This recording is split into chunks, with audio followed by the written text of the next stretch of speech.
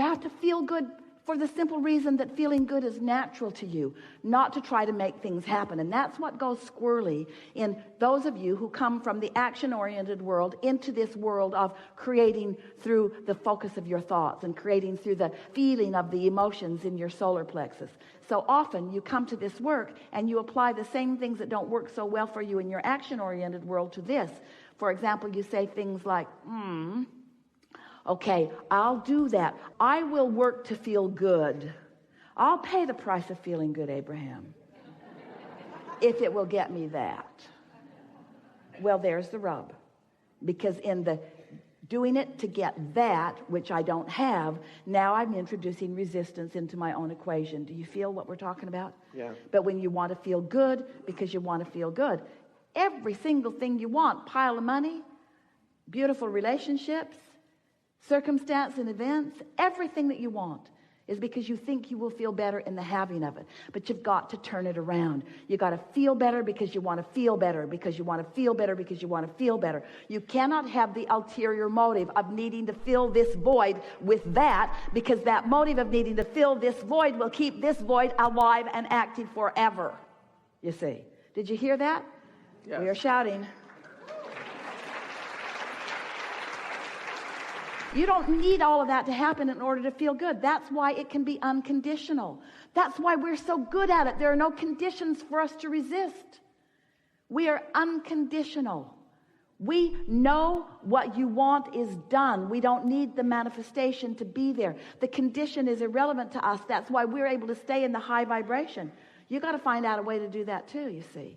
You got to talk yourself in to feeling good unconditionally. Did you get the job? No. Why are you smiling? I just feel good. But why do you feel good? You didn't get the job. Well, what's that got to do with anything? I just feel good.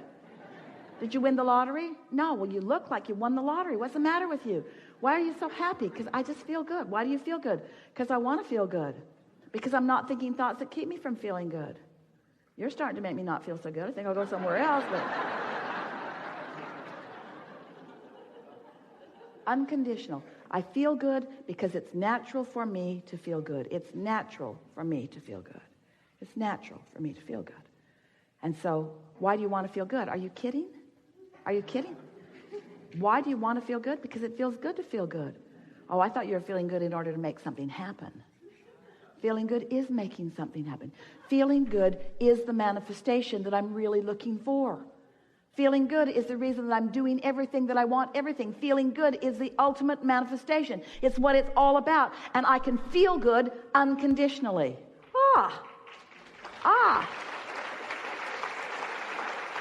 Well, how do you feel good unconditionally? By focusing upon something that's easy to feel good about. Well, isn't that a condition? By finding the feeling in something that feels good. Well, isn't that a condition? Well, thought about money and I didn't feel good, and I thought about dancing and I felt better. That is sort of conditional, but I found something that I already had momentum going. I found something where I already felt good, where I didn't need a change in conditions to continue to feel good. Ooh, okay, so we're onto something here, aren't we? So you're standing, always reaching for more.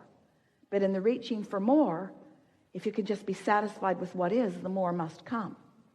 But if you're dissatisfied with what is, then the more can't come.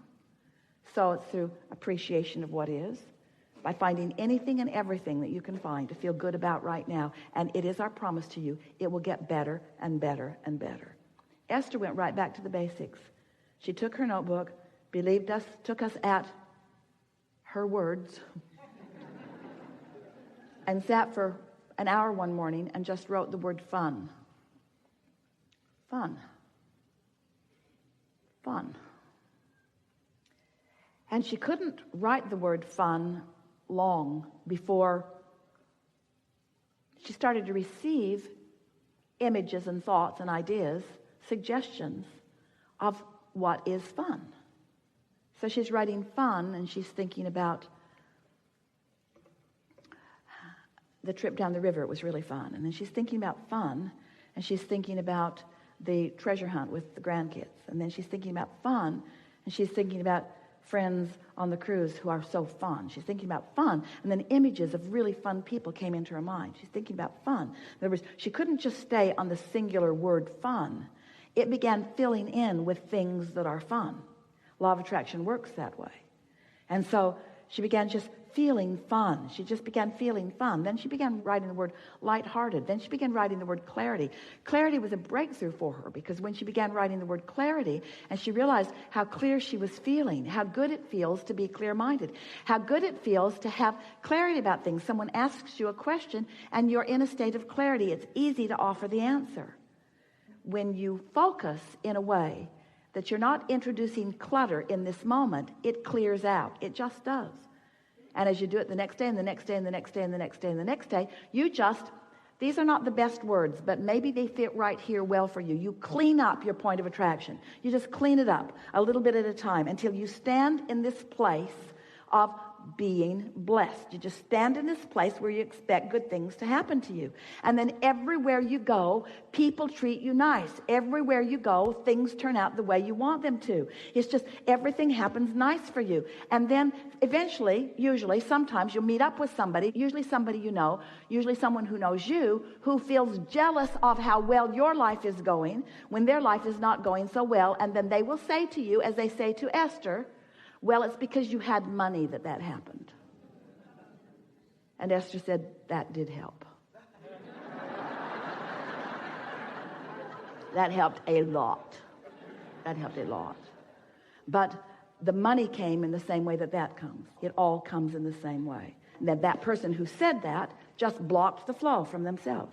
They stopped all the well-being that was on its way to them that day by making that statement, by making that comparative statement, by saying, you get this for this reason, and I don't have that reason. You've got a condition in your life that allows that good to come to you, but that condition is not in my life. Therefore, I do not believe that will come to me, so it cannot. You see how it works? Today, we want to show you how you can tend to the only thing that is important for you to tend to, which is your point of attraction. Your point of attraction. Your point of attraction right here. What am I, you in your physical body, what am I letting in? There is a path from where you are to where you want to be on every subject, because the source within you knows what you want and knows where you are and knows how to lead you to what you want. And so we call that the path of least resistance, because if you've got resistance going on, you can't see the path. In other words, if you really want something and you're trying so hard to make it happen, the very effort that you are offering is the indicator that you've got the wrong frequency going on, and you just can't see the path. You can see the path of most resistance. Work long hours. Get too tired. Try to get other people to understand what I mean. Explain until I think my head's going to explode. Need others to see it my way. Justify my position, defend my position, rationalize my decision. Try. That won't get you to where you want to be, and the path that you're on is miserable in the process. That's the path of most resistance. So when you begin to understand that you are a vibrational being and that you live in a vibrational universe, and you understand the physics of vibration, and you really do, you just sometimes don't know that you do, then you can have a path of ease and flow and fun and clarity and precision. Oh, clarity. Nothing more delicious than to want something and feel yourself in the process of becoming it. So we want to put most of the emphasis on what you're doing with your point of attraction. How you doing vibrationally? Do you have a big wad of resistance all balled up in you? You can tell if you're ornery all the time, or if you're fearful, or if you're angry. That's what that means. But if you are joyful, if you're feeling good, if you feel lighthearted, you remember that lighthearted feeling? You remember being a kid and having a day when nobody was on your case? They didn't even know for sure where you were. And you felt free. You felt free. That lighthearted feeling. Esther used to say to Jerry, let's go get a Coke and pretend like we're on vacation. It's like that feeling of being on vacation, that feeling that nothing needed to be done other than what I am feeling my way to. That's the way you are meant to live every single day. That's the way it's supposed to be all the time. And until it is that way, you're not going to be in a place where you're following your path, and you're going to be working way, way, way harder for the crummy little things that you're allowing for yourself instead of, don't mean to be disrespectful, but really the mediocrity that you put up with. It's stunning. It's stunning how much of what you really want you are denying yourselves of having. Oh, and then you justify, well, I want to be spiritual. I don't want to be materialistic. And we say, then you should have stayed where we are, where nothing manifests. Just think about things. But you're here for manifestation. Manifestation is the most spiritual, perfect part of the creative process. That's why everything that you know as God and source and spirit is focused here with you, out here on the leading edge. And in fact, that is the only reason that you are ever able to ever feel negative emotion, because all this source is focused with you on this path of culmination and creation and cooperation and delicious expansion. And when you deprive yourself of that signal, you feel rotten. And then you assume you're doing something wrong or that you're being denied it. You are not ever being denied anything, but you deny yourself plenty. And the way you deny yourself plenty is by getting all screwy in your vibration. Things like, I'm not a good person. Are you kidding? I'm not a good person. I wasn't born at the right time.